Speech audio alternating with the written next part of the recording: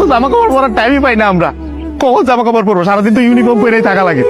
রাতের বেলা খাওয়া দাওয়া খাওয়ার পরে যে 5টা মিনিট মা বোন বাপের সাথে কথা বলি, ওইটাই আমাদের জীবনে সারাদিনের সুখ।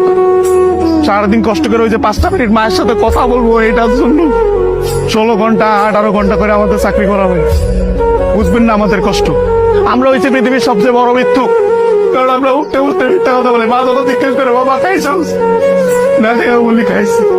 কি বলবো, মারা তো বলতে পারবো না। মা যখন জিজ্ঞেস করে কেমন আছিস বাবা, বলি ভালো আছি। অসুখ হইলে ডাক্তার দেখাই না, ডাক্তাররা অনেক টাকা দেওয়া লাগবে। মা জিজ্ঞেস করে বাবা ডাক্তার দেখাইছিস, ওষুধ খাইছিস, বলি যে খাইছি। কিছু বলার নাই তো, মিথ্যা বলো ছাড়া কোনো উপায় নেই। আমাদের মতন মৃত্যু কার কেউ নেই। আমাদের কোনো ঈদ নাই ভাই, ঈদ করেন আপনারা। আমরা সে ভাই পোলাও করবা খাইতে পারি না। সকালবেলা উইটা নামাজ পড়তে গিয়ে আইসা বন্ধুরা একজন আরেকজনের জড়াতে কান দি। আর মা বাপ নাই, কি ঈদ করবো? ঈদ তো করেন আপনারা। আমি আমার মার চেহারা 5 বছর ধরে দেখি না।